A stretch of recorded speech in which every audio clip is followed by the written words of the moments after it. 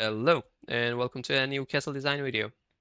This video will not be that long like the first video. It will be a short explanatory video. And the reason behind this is I don't want to start from the scratch and explain everything about base building, but I'll talk about the changes that 1.1 brought to the game, to raiding, and to show some castle designs regarding that. So if you're a new player and want to jump up to the game, learn about the castle building, PvPs, and this and that, I suggest watching my first video about the castle design, and then watch this. So the reason behind me, let's not burn. So the reason behind me not making an entire video from scratch again is because like there are only just a few changes that I don't want to steal your another 2 hours to show like 3, 4 new or changed features. So let's jump in. First things first, what they changed in 1.1, the big changes are now golems can deal damage to staircases, and the castle entrances now take damage even from normal players.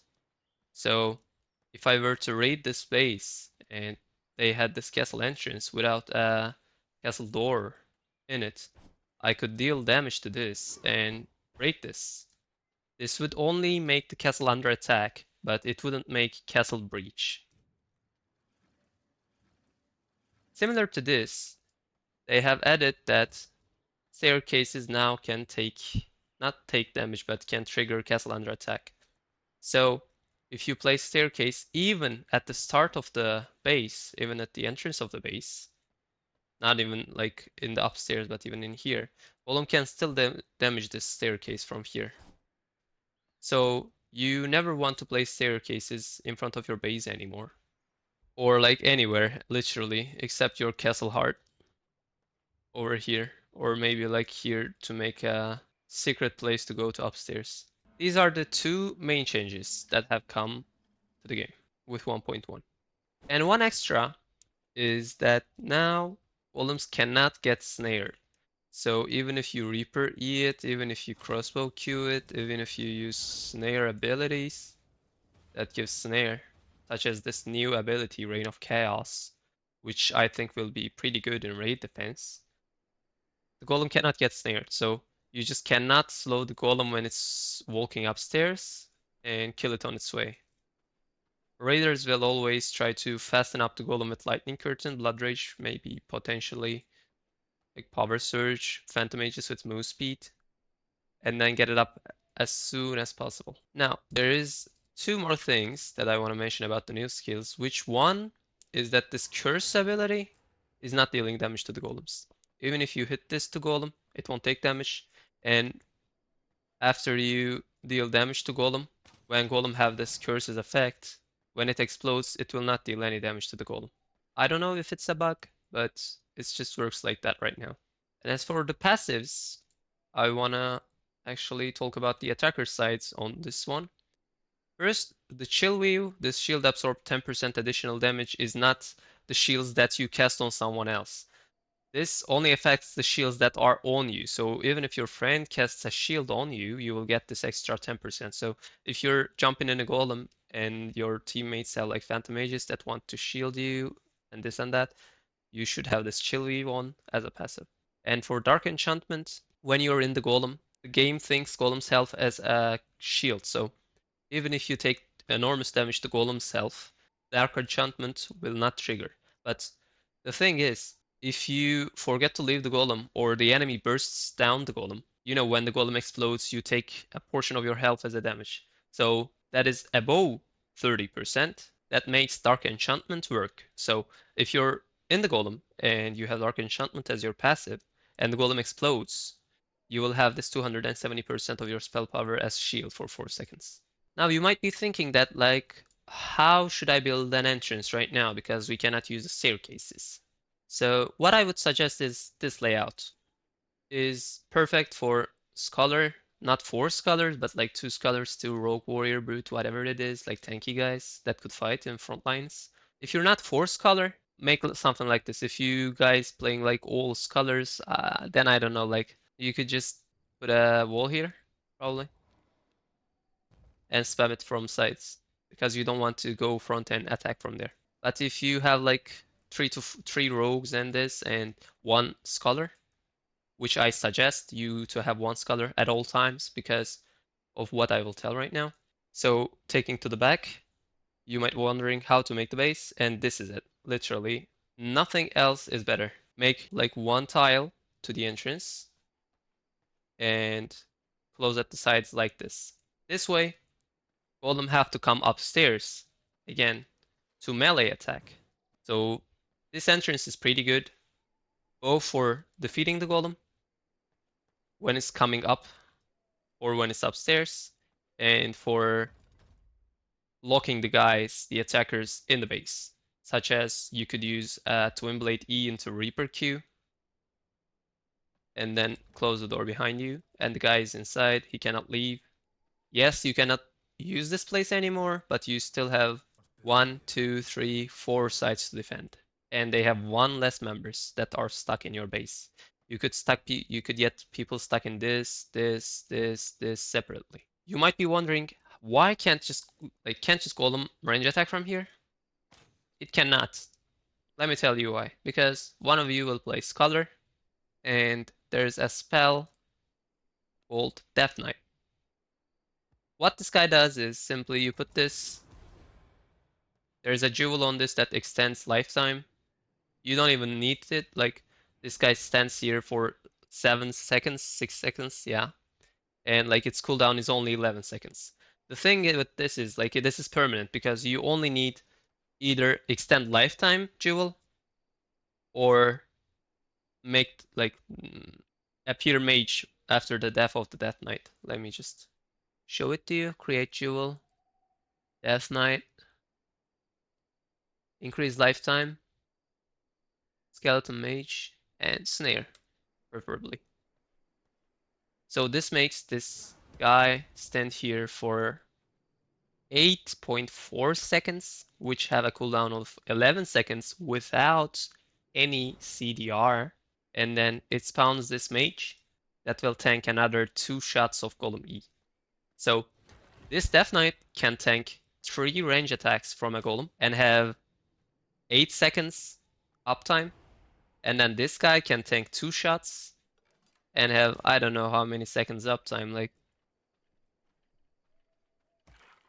yeah, probably like 5 or 6 seconds.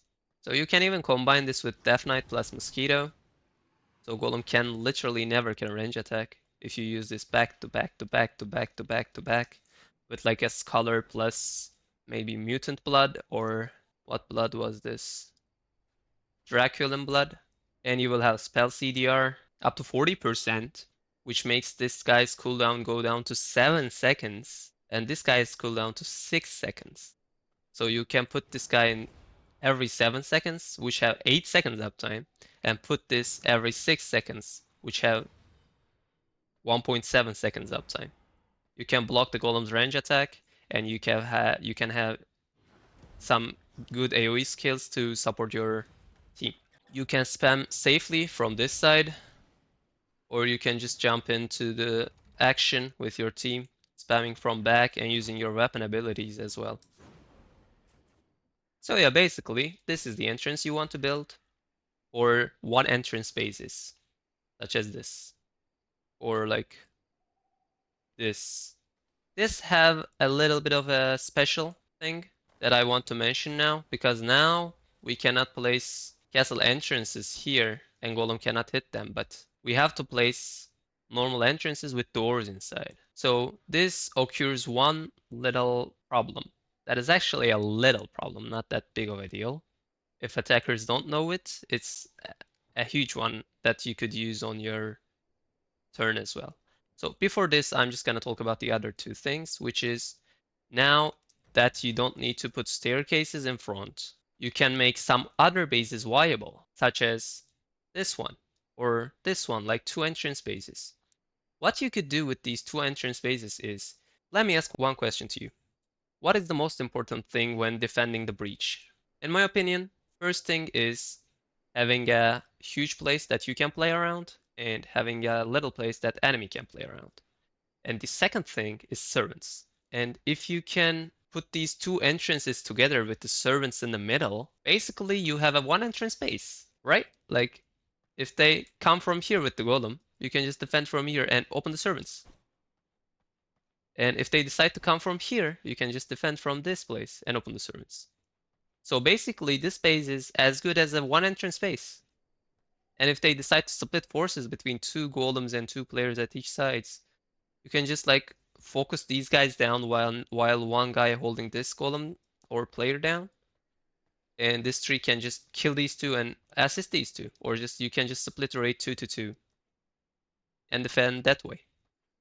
It would be even worse for the attackers because 2 versus 3, 2 versus 4 can occur, and the defenders might change the sides within the castle, but the attackers have to run all the way around here to help their teammates. It's even better for a castle like this. For example, you can make this entrance like this, and make this side like this. And then you can open the servants at both sides, while you can help your teammates with only 2 doors, which 3 tiles you can walk. But the enemy have to walk all the way around here to help their teammates if necessary, if they split forces. So these castles like this, or this, maybe this. Like I haven't tested all of the castles, but I'm just gonna give some examples. Let's see. Like these ones. This one. I have tested this and it works. This won't work because the distance between two is so huge that you cannot just put the servants in the middle and open it to both sides.